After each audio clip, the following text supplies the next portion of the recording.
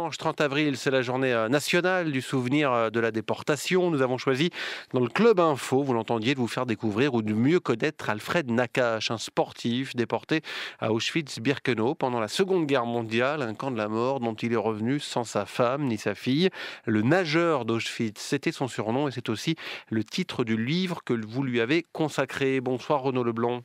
Bonsoir. Votre ouvrage a reçu plusieurs récompenses, dont récemment le prix Antoine Blondin. C'est plus un roman qu'une biographie à proprement parler. Racontez-nous déjà dans ces années 30 et 40 en France, qui est Alfred Nakache, quel champion il représente? Alors Alfred Nakache était un immense champion et on a oublié, ou on ne sait pas que dans ces années-là, les nageurs, c'était peut-être après Wes Muller, etc., mais les nageurs étaient des véritables vedettes, les champions de natation. On leur consacrait énormément d'articles dans la presse.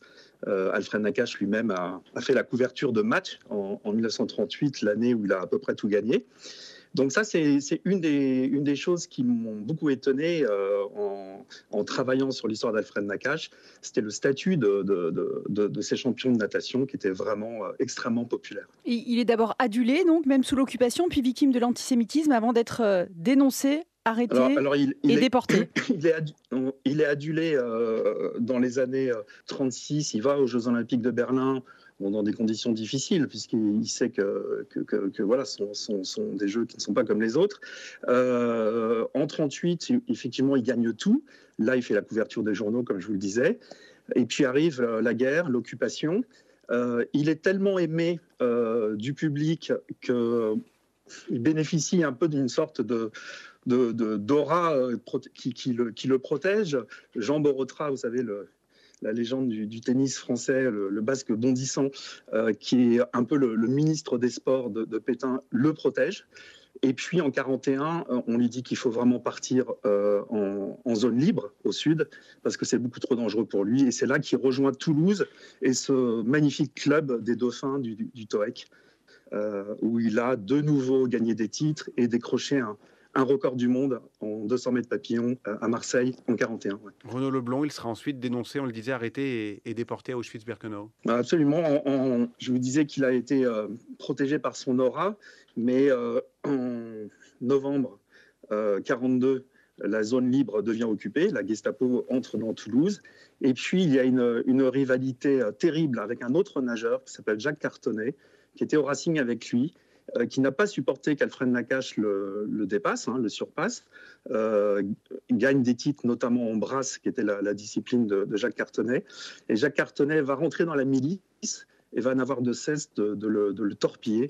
Il n'y a pas d'autre mot, au point qu'Alfred Nakache a été convaincu qu'il avait une très grande responsabilité dans son arrestation. Et à Auschwitz, ça peut paraître complètement fou, il continue à nager et vous le racontez dans votre livre. Oui, tout à fait. Au début, il subit, comme les autres sportifs très connus qui étaient détenus à Auschwitz, il subit des espèces d'humiliations. Les nazis organisaient des espèces de spectacles épouvantables où on leur demandait on les soumettait à des épreuves. Par exemple, Alfred Nakache devait aller chercher un poignard au fond d'un bassin de rétention d'eau absolument immonde. Et s'il n'y arrivait pas, évidemment, il pouvait être très lourdement sanctionné et peut-être même sa vie était en jeu.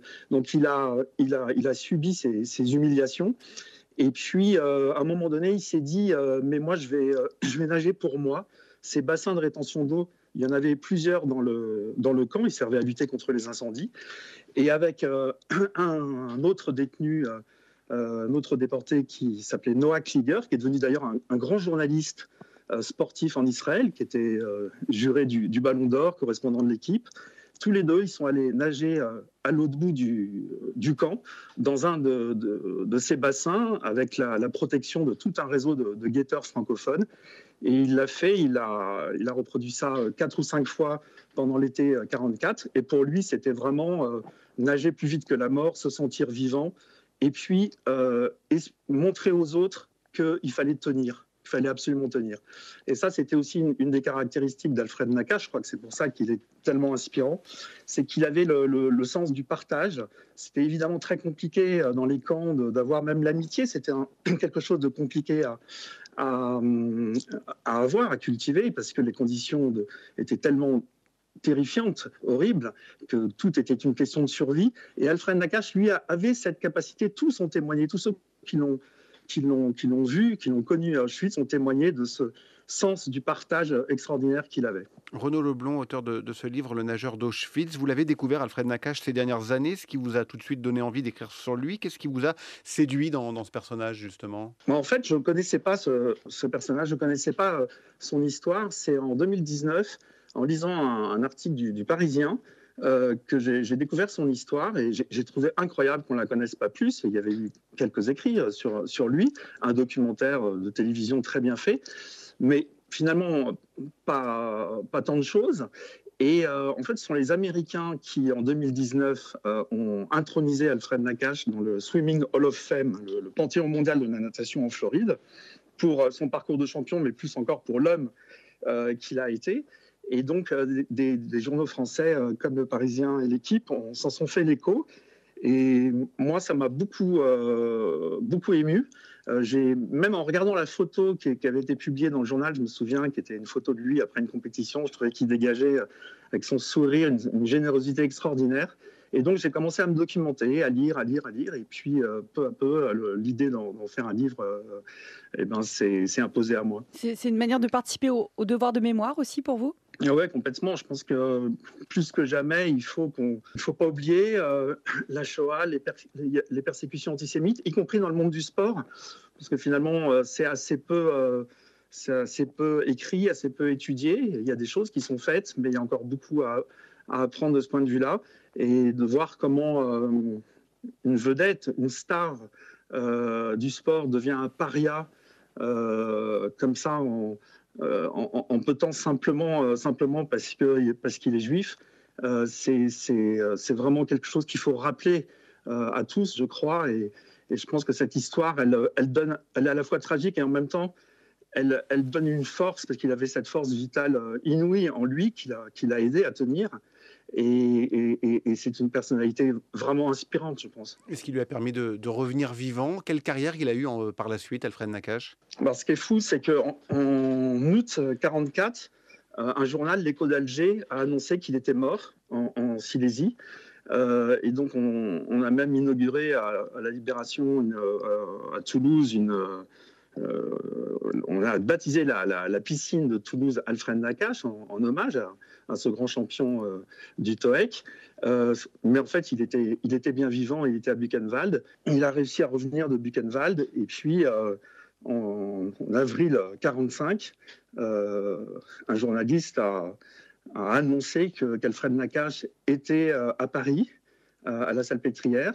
Et il a été interviewé, il a raconté son histoire. Il est revenu à Toulouse. On lui a demandé s'il comptait renager. Il a dit, s'il vous plaît, je sors de ma tombe, laissez-moi reprendre contact avec le monde vivant. Et après, peut-être, je renagerai. Et c'est ce qu'il a fait. Il s'est remis, il s'est reconstitué d'abord physiquement. Moralement, c'était très compliqué parce qu'il n'avait aucune nouvelle de sa femme et de sa fille. Tous les jours, il allait à la gare de Montabiot, à Toulouse, en espérant qu'elle descende du train. Et puis, il s'est remis, aidé par ses copains du club, les dauphins, il s'est remis à nager de plus en plus vite, de plus en plus fort, jusqu'à redécrocher un record du monde à Marseille en 1946, ce qui est absolument extraordinaire. Merci beaucoup, Renaud Leblond. Votre livre consacré à Alfred Nakache, le nageur d'Auschwitz, c'est aux éditions de l'Archipel.